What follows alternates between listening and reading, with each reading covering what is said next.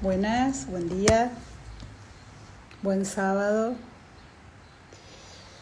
Bueno, voy a ir de a poquito conectándome. A ver.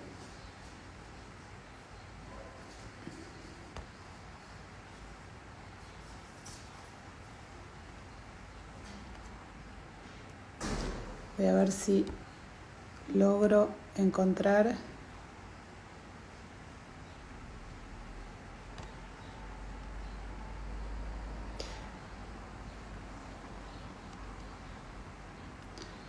Bueno, ya vamos a estar. Estoy viendo cómo invitar a Débora. Bueno, vamos empezando.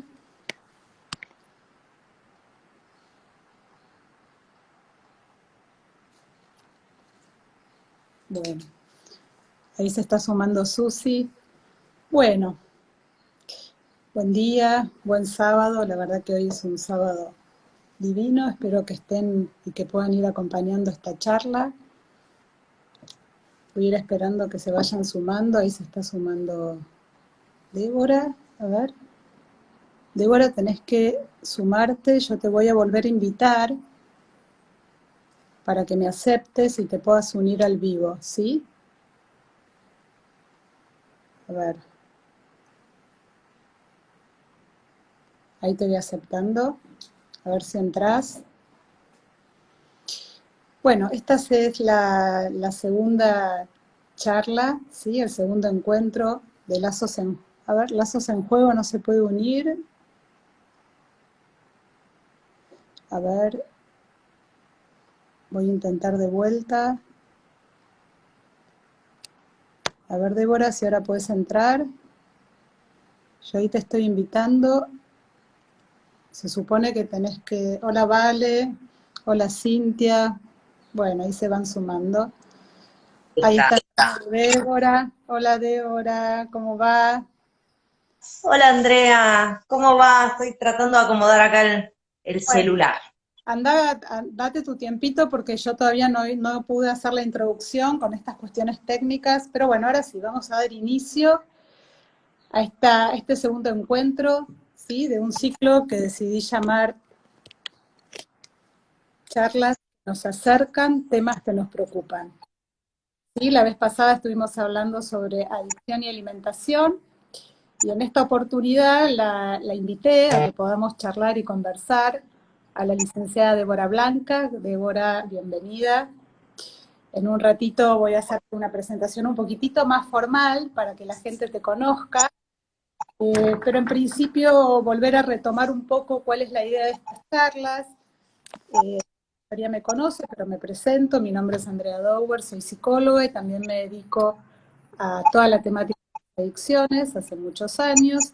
Y una de las cuestiones que me impulsó o que me motivó a abrir este espacio fue la posibilidad de poner afuera del consultorio, ¿sí? Y abrir al público en general todas las temáticas que hoy yo creo que son las patologías de este siglo, todo lo que tiene que ver con los excesos, con el no poder frenar, con el no poder parar, que se manifiestan de diferentes maneras. Y lo que a mí me parece que pasa hace tiempo es que nos convocan a nosotros, a los profesionales más especializados en estas temáticas, cada vez que suceden hechos o situaciones dolorosas, situaciones límites, sobre todo en la temática de las adicciones a sustancias, ¿sí? Que es a lo que me dedico más particularmente yo. Y esto se visibiliza cuando la situación llega a un límite. Y después pareciera ser que desaparece del mapa y nos vuelven a llamar límites. Así que un poco la idea es poder acercar esta temática que yo creo que preocupa a muchísima gente. Y el tema por lo cual hoy te convoco, Débora, es para que hablemos sobre adicción al juego, ludopatías en general, pero vamos a diferenciar algunas cuestiones. Y creo que el tema del juego aún está más silenciado, la adicción a las sustancias. Probablemente porque hace menos ruido, es menos ruidoso, es menos escandaloso, pero esto no implica que esto no esté pasando, y yo creo que hoy, en la actualidad, todo lo que tiene que ver con adicciones comportamentales es uno de los temas preponderantes con todo el tema de la salud mental, ¿tá? y como siempre digo, la adicción, más allá de a qué, si es una sustancia o es una conducta, lo que hay que poder trabajar es el vínculo. La adicción tiene que ver con cómo me relaciono con. Y siempre que hablamos de adicción hay un vínculo de dependencia, ¿sí? En donde la persona pierde la libertad sobre sí misma. Bueno, ojalá podamos intercambiar entre nosotras. Así que te voy a presentar un poquito más formalmente, Débora. Débora, psicóloga, psicoanalista, especializada en adicción al juego, directora de en juego, capacitación y tratamiento en ludopatías. Presenta trabajos en el país, en Italia, en España, en Polonia. Tienes 3 libros publicados con especialistas de Argentina, Italia, España, y estás preparando el 4º. Y aparte,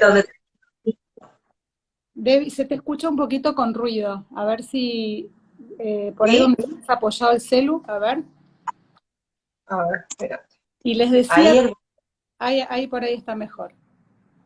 Decía también que Débora escribe muy lindo, es muy lindo como Débora escribe, así que por ahí después podemos ir leyendo unas cositas de ella. Bueno, Débora, bienvenida. Gracias por estar, gracias por aceptar. gracias, ¿no? Como gracias por la invitación.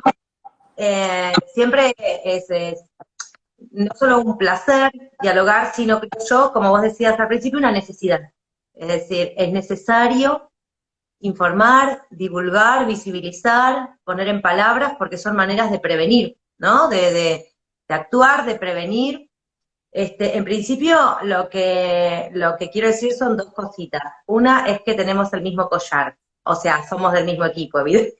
Ah, mira, es verdad, es verdad. Eso está bueno. Cuando te vi me llamó la atención, dije, bueno, mirá que tengo collares y me puse este. Y lo otro que menciono es que hoy espero dar una buena versión mía porque ayer me di la 3ª dosis de vacuna y a la noche tuve fiebre y estoy así como media, así que si empiezo a hablar de otra cosa, ténganme paciencia, es la fiebre, no soy yo, es la fiebre. Bueno, si deliramos un poquito, bienvenido también, viste que a veces uno la creatividad puede soltar por ahí. No, no consumiste nada. Bueno, Débora, empezamos. La primera pregunta que se me ocurre un poco para la gente, para que también puedan hacer preguntas, es ¿de qué hablamos cuando hablamos de ludopatías o de adicción al juego? No sé, a ver, empecemos por ahí y vamos viendo cómo armamos. Dale. Vos sabés porque nos conocemos desde hace muchísimo tiempo y cada tanto hacemos cosas juntas, vos sabés que a mí me gusta mucho trabajar con la ficción, con lo ficcional, es decir, tomar material literario, por ejemplo, o teatral, porque metaforiza, digamos, muestra con la belleza que tiene el arte algo como puede ser una patología. Entonces, cuando vos me preguntás qué es la ludopatía, yo te voy a responder, les voy a contar a quienes están ahí escuchando y mirando qué es la ludopatía, pero primero lo voy a hacer desde la ficción, y una ficción que todos conocemos, todos. De hecho, lo llevé a Varsovia la última vez que presenté, que es un texto que dice lo siguiente: por una cabeza, todas las locuras. Su boca que besa, borra la tristeza, calma la amargura. Por una cabeza, si ella me olvida, ¿qué importa perderme 1000 veces la vida? ¿Para qué vivir? ¿Cuántos desengaños por una cabeza? Yo juré 1000 veces, no vuelvo a insistir. Pero si un mirar me hiere al pasar, sus labios de fuego, otra vez quiero besar. Basta de carreras, se acabó la timba. Un final reñido ya no vuelvo a ver. Pero, pero si algún pingo llega a ser fija el domingo, yo me juego entero. ¿Qué le voy a hacer? Wow. No hay quien no conozca, por una cabeza nos representa en todos lados del mundo. Digo, se escucha, vos vas caminando por distintas ciudades y en una plaza se escucha a alguien tocando un instrumento y toca por una cabeza. Y hay muchos tangos que hablan del tema del juego, pero del juego patológico, o sea, de la ludopatía, de alguien que dice, ¿para qué vivir? de alguien que dice, como al final, yo me juego entero, ¿qué le voy a hacer? Vos sabés que yo siempre cuento que cuando transcribí la primera vez el tango para un trabajo que tenía que presentar, al ¿qué le voy a hacer? Le puse signos de pregunta, ¿no? Cuando yo lo escribía, puse signos de pregunta. Cuando miré la letra del tango, me di cuenta que no son signos de pregunta, son signos de exclamación. Entonces, me pareció esto interesante porque ahí yo estaba dando por sentado que el protagonista de Por una cabeza, este burrero, se estaba preguntando qué hacer con lo Ojalá, que le pasó. Claro, ojalá, ojalá exacto. la pregunta y no la resignación, que suena más a resignación. Totalmente. Entonces, eso me pareció interesante porque es la resignación. Es la resignación, es un sujeto, una persona que dice, yo con esto no puedo hacer nada. ¿Qué le voy a hacer? Si me pasa esto, si me pasa aquello, si me tropiezo con esto, vuelvo a jugar. Y que en todo caso, en el recorrido de un tratamiento, lo que se busca es el cambio de signos, ¿no? Ese cambio de la resignación a la pregunta, a preguntarse quién es, qué quiere, qué le pasa, por qué siempre responde con la misma conducta, ¿no? Que pueda encontrar otras, ¿de dónde le viene esto? ¿No?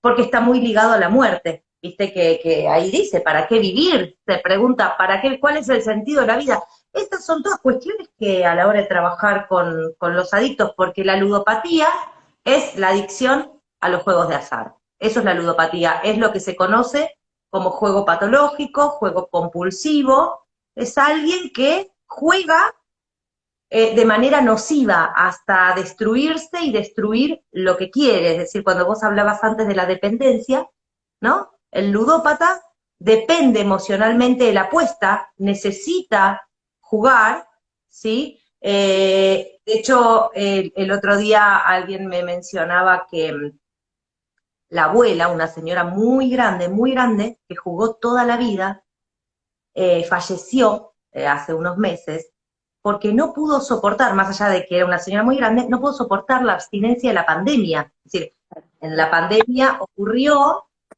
inéditamente que cerraron durante muchos meses los casinos y las salas de juego. Y Débora, esta mujer...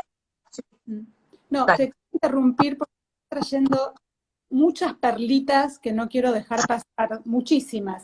Pero hay dos cositas que dijiste, cuando leíste la letra del tango, también yo tomé la frase cuando dijiste, borra la tristeza, que es algo que después me gustaría que podamos charlar, ¿no? ¿Para qué puedan? ¿No? Y hay algo de borrar la tristeza ahí que no necesariamente termina sucediendo eso. Y por el otro lado, cuando estás hablando de juego, yo pensé, ¿no? Qué paradojal. Cuando uno habla de adicción al juego, o a compulsión al juego, se unen dos palabras con significados muy diferentes, o por lo menos con una connotación muy paradojal, ¿no? Porque la compulsión es algo que está conectado negativamente, algo que uno no puede frenar, lo puede intoxicar, uno puede parar de hacer algo que le hace mal. Pero sin embargo el juego, ¿sí? Es muy necesario en el desarrollo del psiquismo del ser humano. Jugar es salud, jugar, lúdico, ¿no? Forma parte de la constitución del ser humano. Entonces digo, ¿qué pasa es esto de la compulsión al juego? Porque en general uno juega activamente, no está jugando. No, ¿Qué no. está, no? A ver si podés comentarnos un poquito sobre esto. Claro, esto paradojal que vos ubicás, yo creo que es lo que a mí más me sedujo a la hora de empezar a trabajar en este campo. Es decir, yo hace muchos años que trabajo en ludopatía, arranqué en el 2003, pero previamente había trabajado con distintas problemáticas. Con la ludopatía, evidentemente algo me pasó que me atrajo para poder meterme en un berenjenal como es el trabajo con adictos, porque es muy complejo, porque muchas veces es frustrante, ¿no? Por toda una serie de cuestiones que no es sencillo y uno cuando ahí elige evidentemente algo, ahí despertó de uno. Y esto paradojal, porque a mí siempre me interesó mucho el juego lúdico, o sea, el juego, bueno, nosotras nos formamos también con alguien que nos enseñó mucho a jugar, como Mario Buchbinder, el Instituto de la Máscara, y ahí lo que se veía son los juegos teatrales, los juegos representacionales, y el juego lúdico, y ahí sí se trata de un jugador, o sea, de alguien que se la está jugando, ¿no? Lúdicamente, está creando, está transformando algo. El ludópata no está jugando, en todo caso está usando el juego, como vos decías, para borrar la tristeza, para borrar la amargura, para borrar el resentimiento, el rencor, la muerte de las personas de su historia que murieron y no pudo elaborar los duelos. Es cuando Freud, en el malestar en la cultura, habla de los quitapenas, ¿no? Esto de borra la tristeza, es esto, es el uso que ese sujeto encuentra, esa persona encuentra en el juego para hacer como que no pasa eso que está pasando. Y vos te acordás que Freud decía, bueno, los quitapenas a la corta o a la larga fracasan. O sea, en algún momento eso ya no sirve, y aparece eso que se está escondiendo debajo de la alfombra. Bueno, yo quiero leer algo que vos escribiste cortito, que ahora hablas y me aparece que vos decís, uno de todos los textos que escribiste, pusiste, el jugador adicto trata de recuperar lo perdido, paradójicamente sale del casino solo cuando pierde todo otra vez. Como un circuito, que aunque esté ganando, que no pierde, no se va.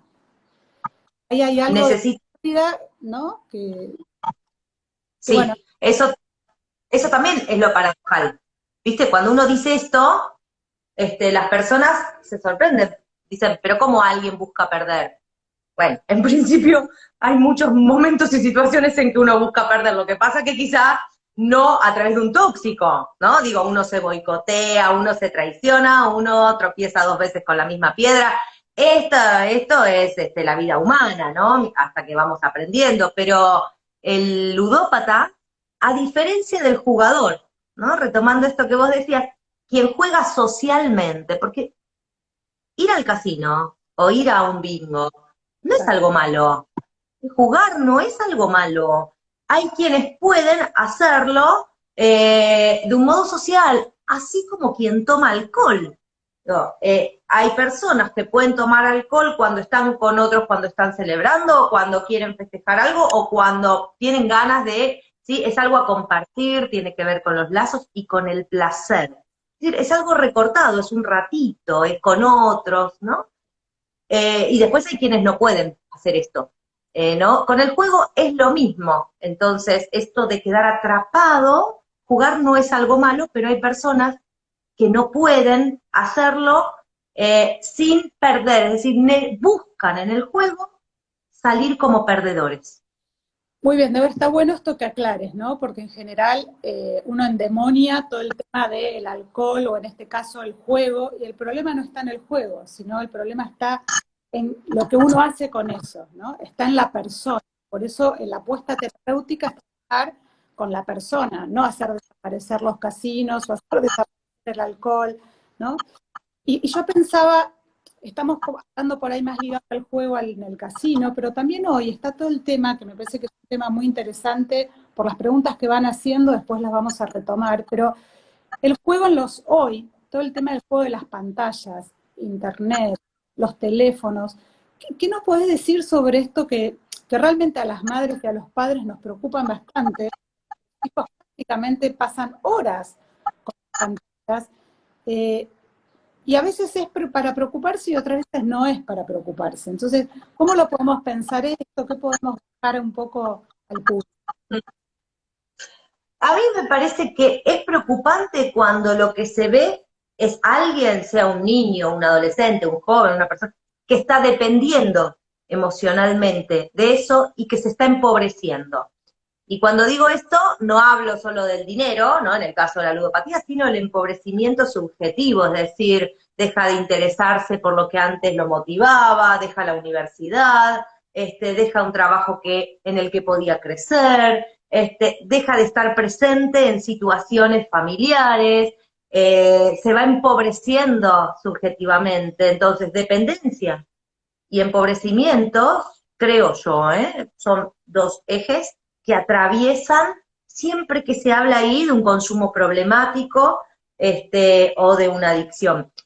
Esto que vos decías, viste al principio, estas adicciones que son las adicciones comportamentales, son las adicciones del siglo XXI, es decir, ludopatía existió siempre, fíjate que el tango es principio del siglo XX, ¿no? Y tenemos un montón de tangos, pero no en la manera en que hoy hay, primero que hay muchas más personas que juegan, muchísimas más, hay mujeres que juegan. En la época del tango, una mujer no apostaba, la mujer a lo sumo acompañaba al que apostaba y hasta ahí nomás, si era amante o si era una mujer financiada, digamos, pero no había lugar, el juego no era un lugar para la mujer, no era un lugar para las personas vulnerables económicamente, humildes, había que tener mucho dinero, había que tener un buen pasar, es decir, el juego se abrió para todos.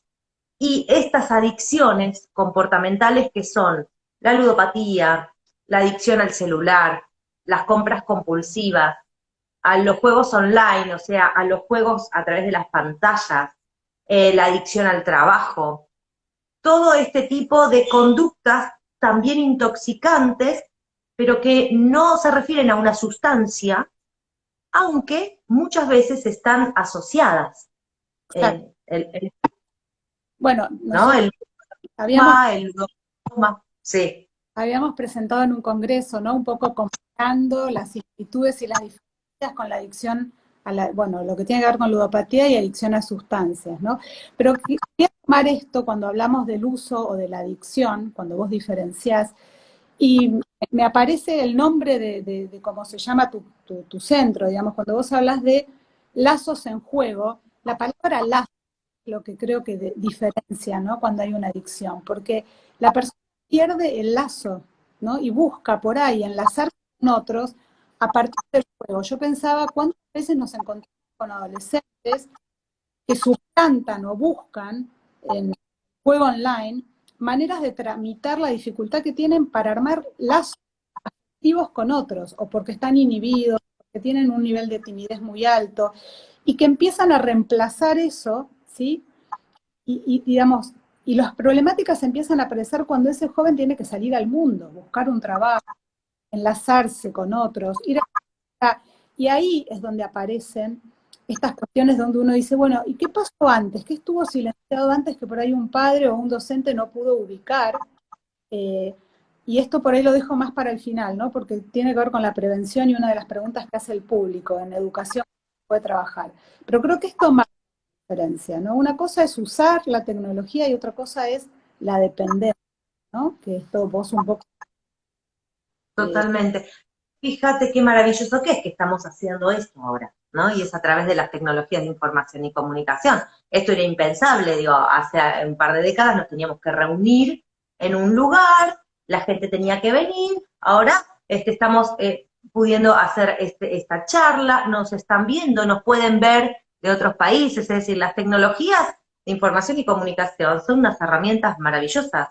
El tema es que estas adicciones o estos consumos problemáticos son bien epocales.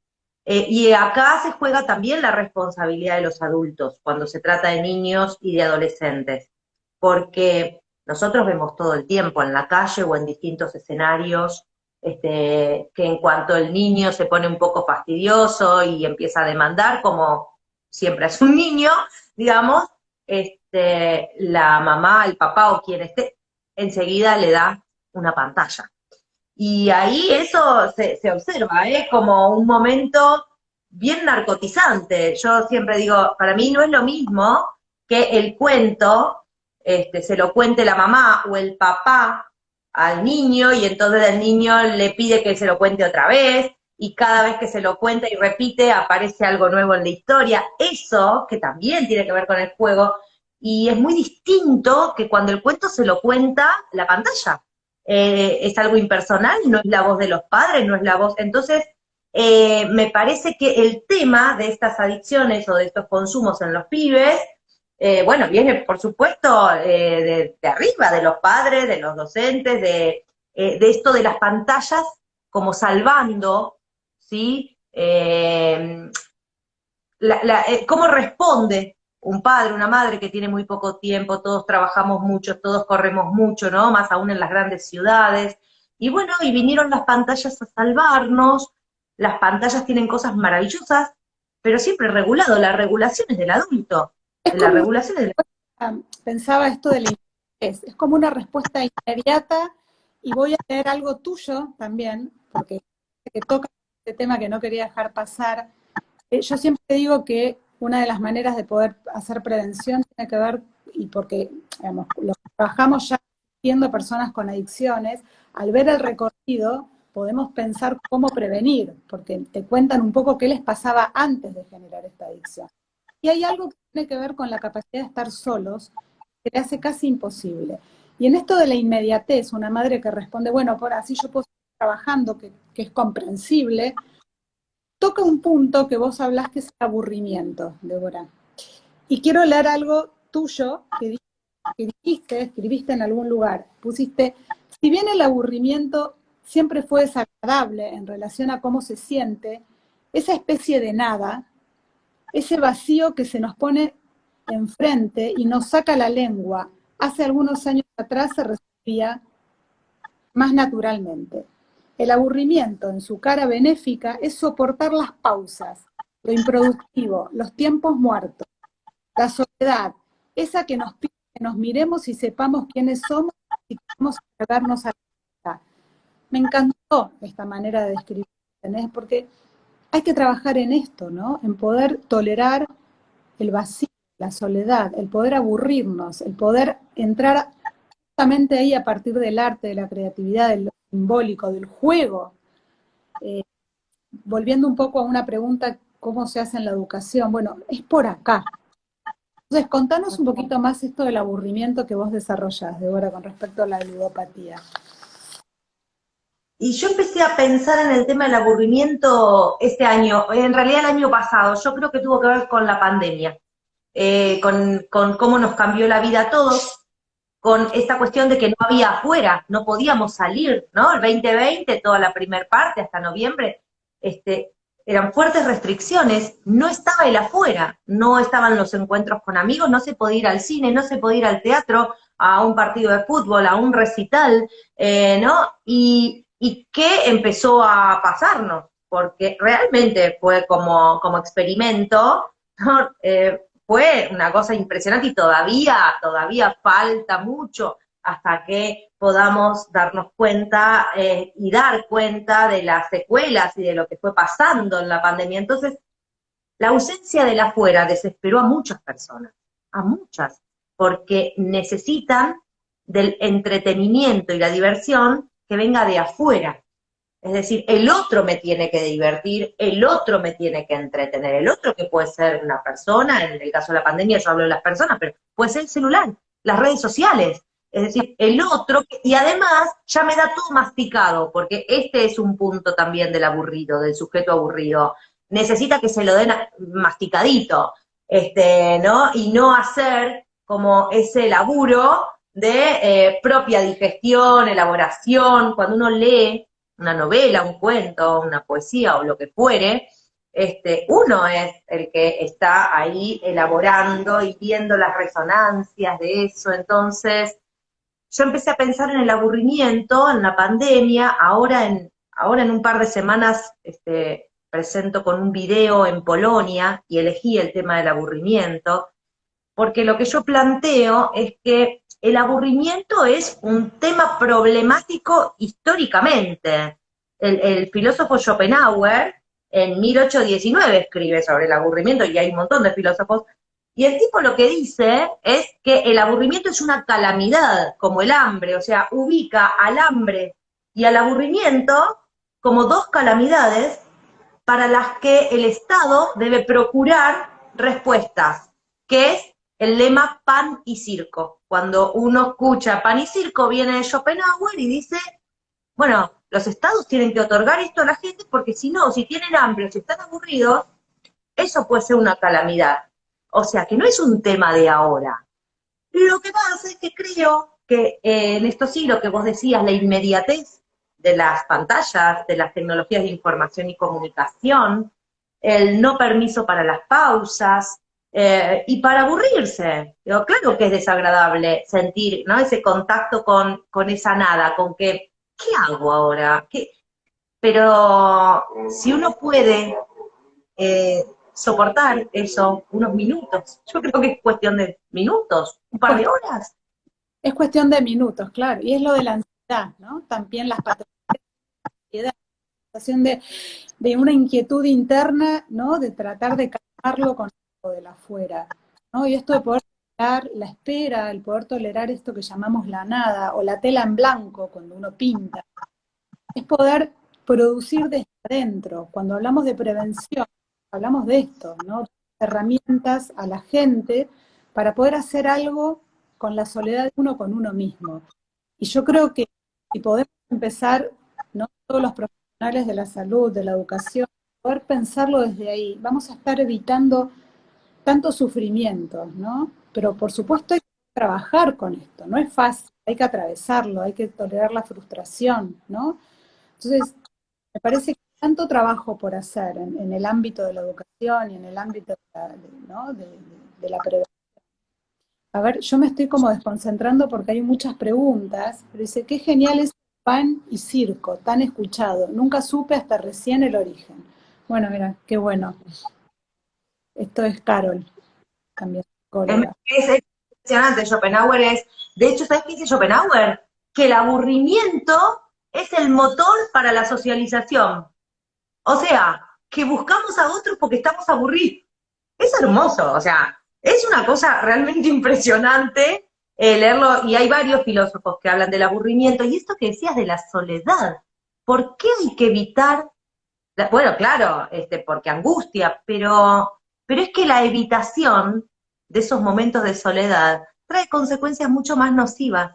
Pero esto, ¿no?, tiene que ser transmitido siempre desde los adultos, o sea, tiene que haber padres que pueden estar por momentos tranquilos, por momentos solos, por momentos sin abarrotarse de estímulos, ¿no? O sea, la transmisión viene siempre de arriba hacia abajo, así que creo que lo que muestran los pibes es lo que nosotros estamos transmitiendo, no es otra cosa. Débora, y otra cosita que dijiste ahí que quedó suelta, que pasó medio por el aire, hablaste de las mujeres y el caso. Lo que yo voy viendo en las consultas hoy, que aparecen muchas mujeres adultas con adicción a todas las maquinitas, bueno, y al alcohol, sobre todo al alcohol, bastante lío. Eh, ¿Qué podrías decir sobre las mujeres, ¿no?, en este caso, juego? ¿Cómo lo entendés? Mm, ¿Lo observás en la clínica?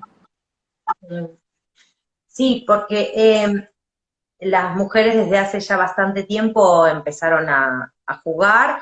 Esto, entre otras cosas, tiene que ver también con que se encontraron con un bingo a 2 cuadras de casa. Digo, si bien está lo que le está pasando a esa persona que la lleva a tener una conducta intoxicante, también está, por supuesto, lo social, los paradigmas, lo epocal, esto también incide. Entonces no era lo mismo si había que ir a Mar del Plata, porque en la ciudad no había lugares donde jugar, que sí hay lugares para jugar. Entonces la señora iba a comprar al súper, a hacer las 3 cuadras, y en algún momento descubrió el bingo, que como decíamos al principio, no está mal, esto en todo caso tiene que ser una regulación o regulaciones entre el Estado y la industria del juego, digamos, cuántos bingos, cuántos casinos, dónde se ponen, en qué barrios, etcétera, etcétera.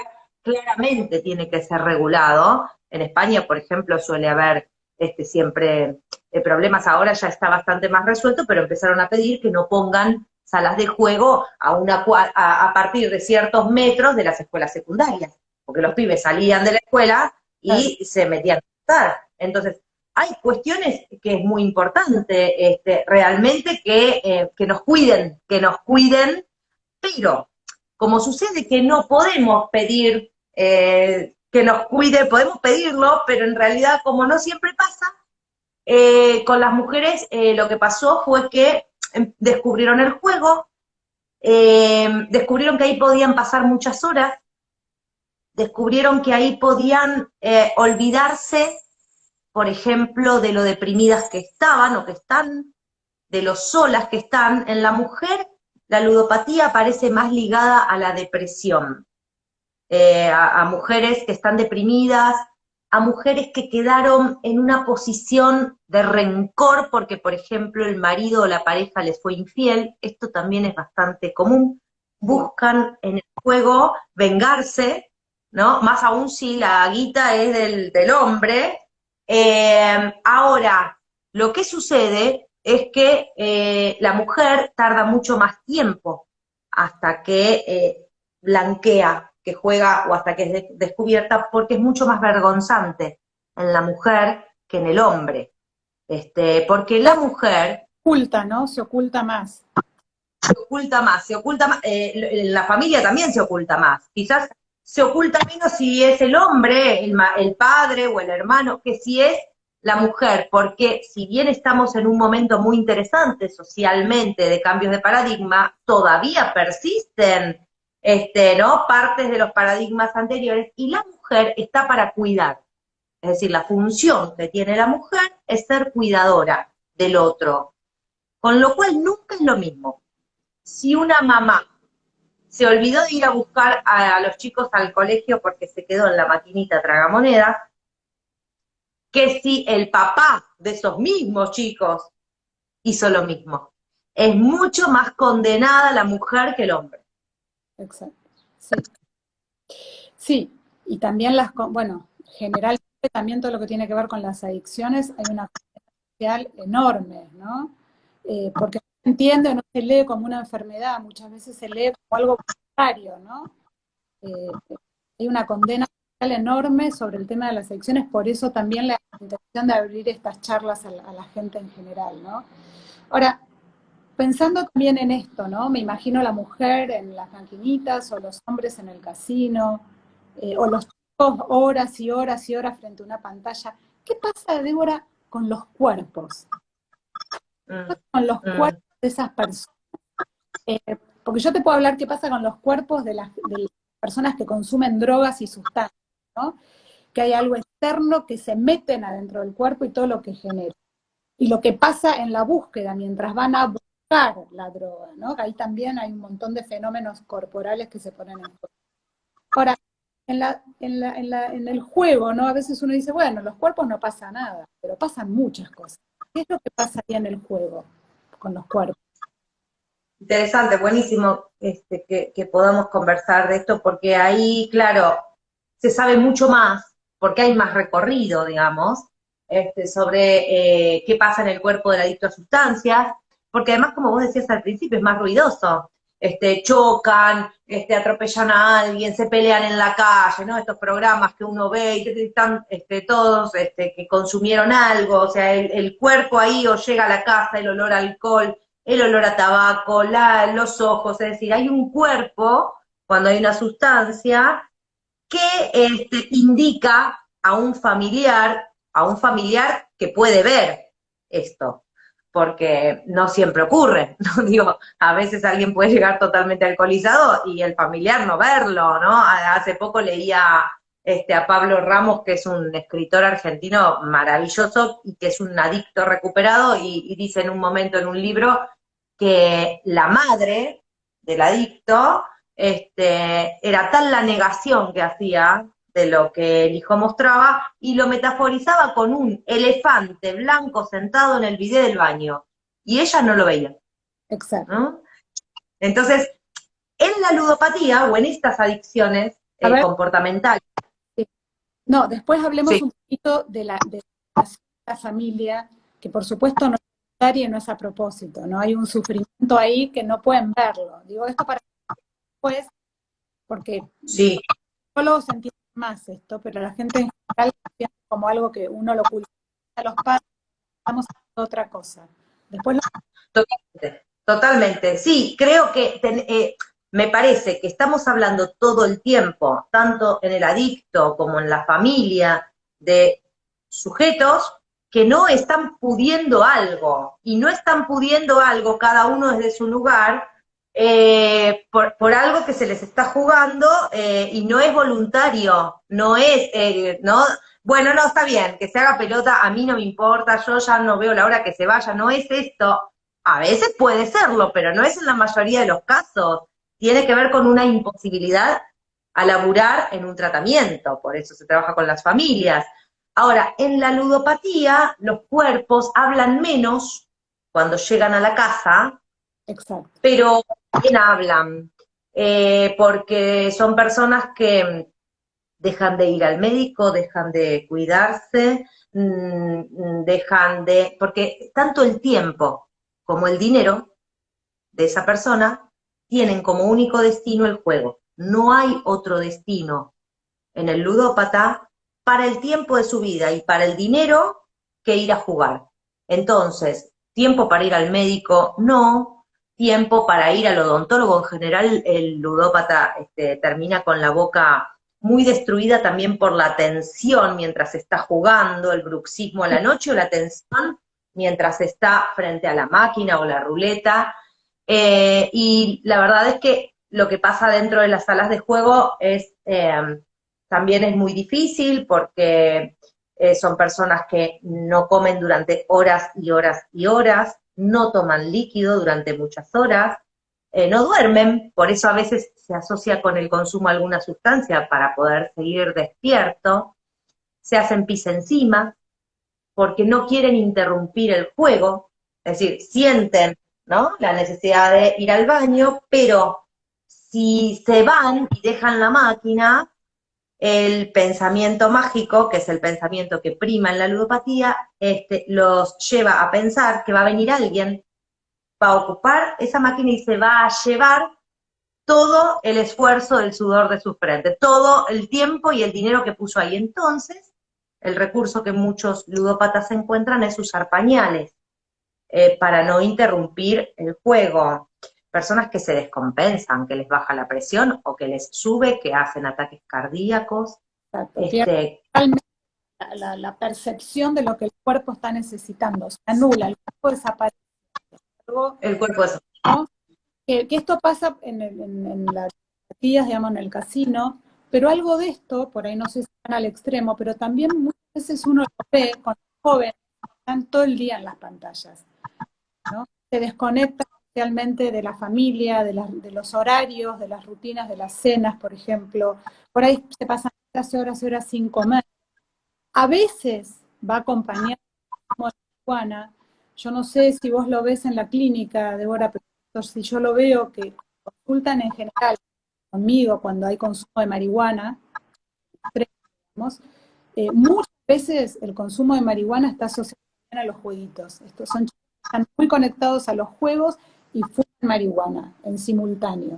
Como si ahí también algo desaparece en relación a las necesidades orgánicas del cuerpo y del otro, ¿no? Y quedan encerrados en ese mundo, casi te diría, con la maquinita, y nada más que eso, el juego. Están en red con otros, pero no son otros. Ahí hay algo, ¿no? Son otros virtuales, yo siempre digo que es bastante distinto ir a jugar al fútbol a la canchita de la cuadra con los amigos, y correr y sentir el cuerpo y cansarse y la respiración y el cuerpo de los otros cuando chocan, se hacen un gol, todo lo que pasa en un partido de fútbol presencial, que es jugar con la Play, ¿no? Es otro cuerpo y los otros también son otros. Ahora, acá aparece nuevamente el tema de los padres. Y como vos marcabas, ¿no? No por culpabilizar, pero sí por saber que la regulación viene de afuera. ¿Viste cuando los chicos tienen que dejar los pañales cuando son chiquitos?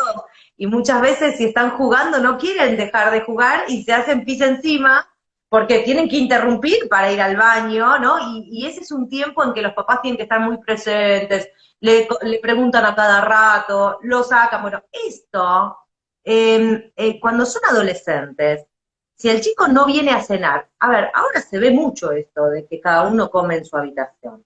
Yo esto lo estoy escuchando mucho de los padres, ¿sí? Que no se reúnen a la noche. ¿Cuánto dura la cena? No sé, media hora, ponele. No se reúnen. Y si se reúnen en la mesa, está cada uno con su celular.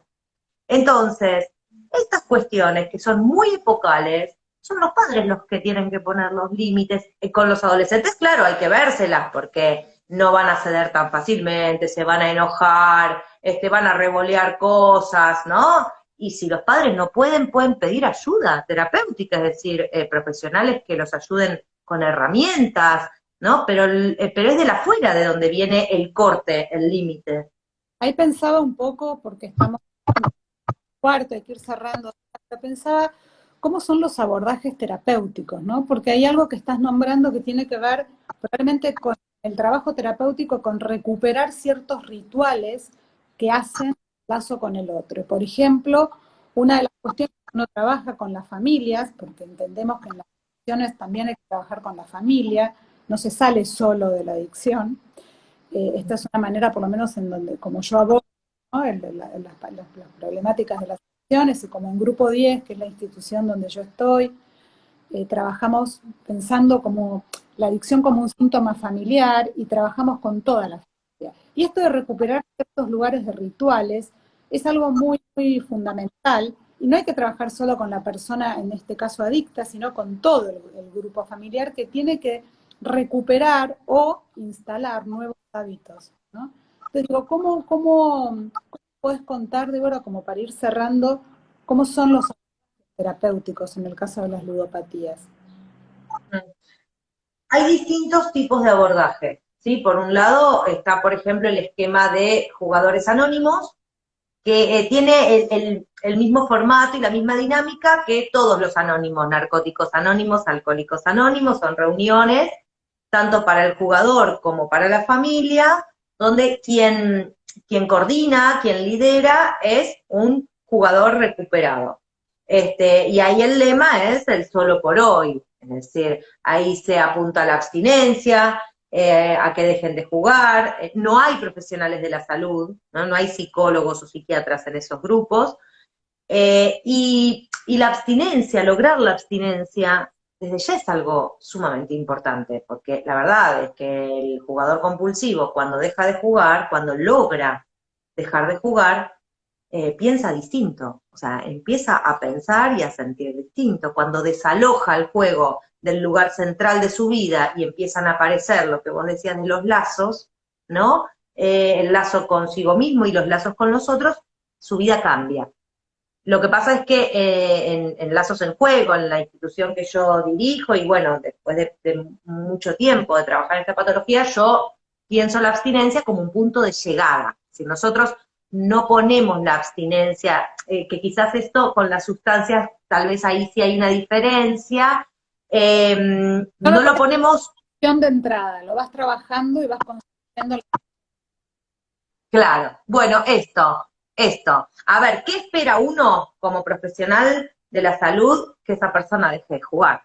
Claramente, ¿no? Logra. Y de hecho, claro, de hecho, una recaída no es algo alegre ni para él ni para nosotros, o sea, no sabemos que puede suceder y que a veces cuando hay una recaída, eso trae un material que hasta ese momento no se había trabajado, no había aparecido, o sea que permite ir haciendo nudos más consistentes, ¿no? Ahora, uno no busca las recaídas y por supuesto que es algo, ¿no? Difícil, entonces es un punto de llegada, apuntamos a eso, trabajamos con el jugador individualmente, trabajamos con la familia, con la familia que haya, es decir, con quienes estén dispuestos a trabajar, y a veces, si el ludópata no acepta empezar tratamiento, que esto pasa muchas veces, si hay alguien de la familia que está dispuesto a trabajar, trabajamos con esa persona de la familia, Esto, porque, esto pasa mucho en las adicciones. Realmente no consulta el que tiene el problema, sino consulta los que los padecen. En general son los familiares. En el caso de la total, ludopatía, o porque perdió todo, o porque se mudó, o porque es la que está respondiendo con las deudas de los. Entonces uno trabaja con el que pide ayuda, para que justamente la persona que tiene el problema se acerque y llegue a reconocer que tiene un problema.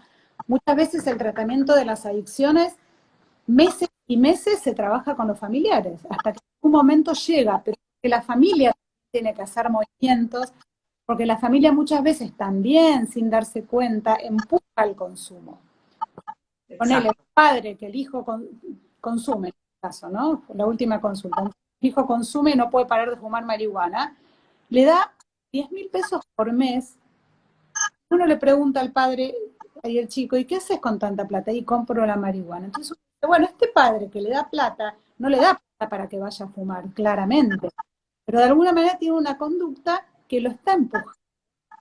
Y por eso uno Exacto. tiene que trabajar con la familia, ¿no? Para llegar a que... Bueno, vos hablas de la plata, ¿no? Justo en el ejemplo que das, imagínate esto en el jugador, ¿no? Que es una persona que suele perder mucho dinero según su posición económica, que se endeuda, que pide préstamos a usureros con unos intereses enormes, impagables, es decir, todo lo que tiene que ver con el dinero es muy complejo y entonces una de las primeras intervenciones con la familia es ustedes tienen que administrar y controlar el dinero, cosa que es muy difícil, porque es el dinero del sueldo del jugador que se lo tiene que dar a alguien de la familia, porque si lo tiene él o ella, va a terminar en el casino, posiblemente, por lo menos durante todo un primer tiempo de recuperación. Entonces el tema del dinero y de la administración es un tema que siempre hay que abordar con la familia. Y después los grupos que son también muy importantes porque tiene que ver con los lazos. Entonces, ahí, viste, aparecen los otros a los que les pasa lo mismo o algo parecido, y ahí se identifican y sienten que están siendo comprendidos, ¿no? A mí muchas veces los pacientes me preguntan si yo juego, ¿no? O si jugué, porque me dicen, porque si no, no sé cuánto entendés de lo que a mí me pasa cuando estoy jugando, ¿no? Lo que siento, ¿cómo podés entenderlo si no pasaste por eso? Y esto sí ocurre en los grupos, en donde hay otros, así que esto, y a veces una pata medicamentosa que también forma parte del abordaje. Sí. Para frenar esa compulsión. Pero bueno, ese va a ser otro tema. Seguramente voy a convocar a alguna psiquiatra. Pero bueno, Débora, me parece que ya estamos muy sobre... Hay preguntas, hay mucha gente que se unió por ser 10 de la mañana del sábado, me sorprende. Vamos a ir tomando algunas preguntas para seguir trabajando en los encuentros. Yo te quiero agradecer un montón y me parece que no te voy a proponer que cantemos, como hicimos la pasada, pero no paro de tararear internamente, ¿no? Por una cabeza. Termine con ir a escuchar. Eh, pero también digo esto del juego, del poder cantar, de cantar, cada uno por dónde, es una manera de hacer prevención. Entonces digo, tratemos de estar en eso, ¿no? Cómo acercar el juego para evitar la ludopatía. Cómo aprender a jugar. Esto se trabaja desde chiquitos y esto se trabaja desde las escuelas, desde la familia, ¿no? El juego como posibilitador de poder estar solos con uno mismo, ¿no? Pregunta a alguien, ¿algún documental, película o serie para recomendar por este tema? Hay un montón. Y lo que pasa que algunas son, bueno, hace poco se hizo una que se llama Jugador con Alejandro Aguada, Argentina, que está buena, es así como muy oscura, transcurre en el Casino de Mar del Plata. Hay una que es vieja, con Kim Basinger y Danny DeVito, que se llama La Apuesta Perfecta, que está muy buena porque muestra la ludopatía en la mujer, y cómo ahí tiene que ver con la insatisfacción de esa mujer, porque es una escritora, tiene un matrimonio hermoso, una hija adolescente, digo, vos la ves y tiene una vida, viste, que decís, ¿qué le pasa a esta mina?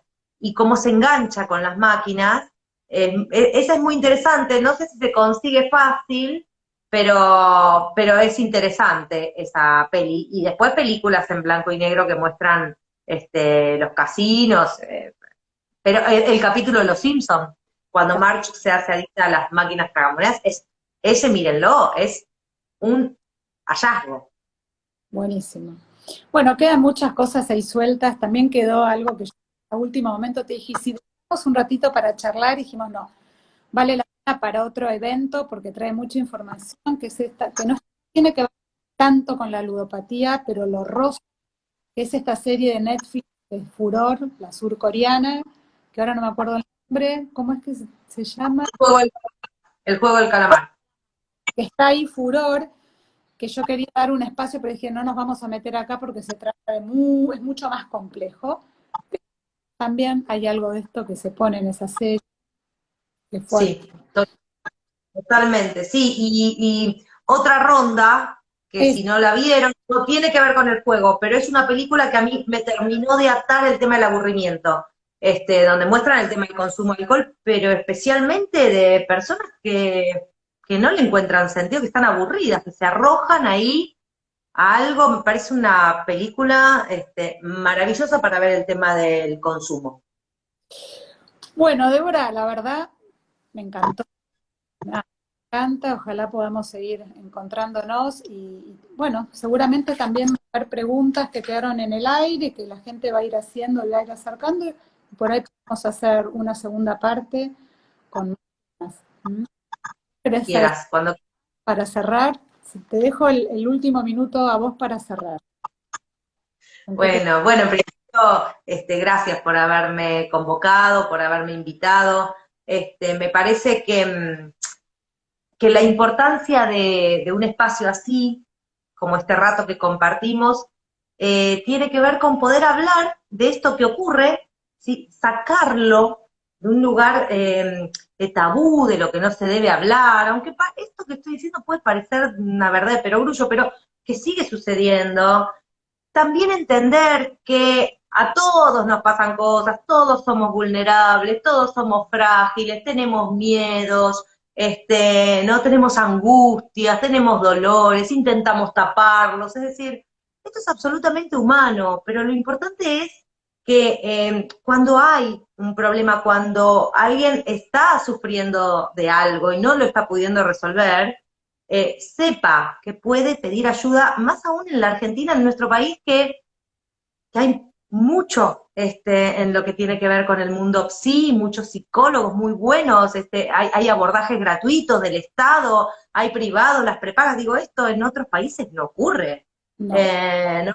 Entonces, contar con esto y que nosotros también nos apropiemos de nuestro lugar y capacitemos docentes, capacitemos personas de distintos ámbitos, porque hay un montón de estas cosas que para nosotras son cotidianas por la clínica, pero que no así en otros escenarios. Entonces poder abrir el juego, ¿no? A la palabra, a los lazos, a desmistificar ciertas cuestiones, me parece que esa es una función interesante.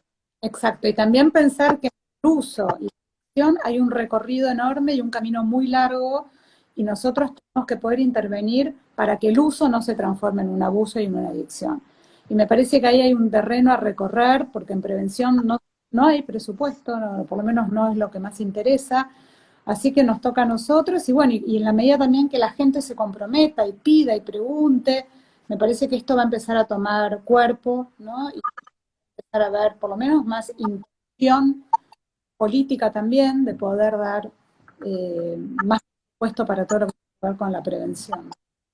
Tal cual, tal cual. Bueno, te despido, las despedimos a todos y les avisaremos de la próxima charla.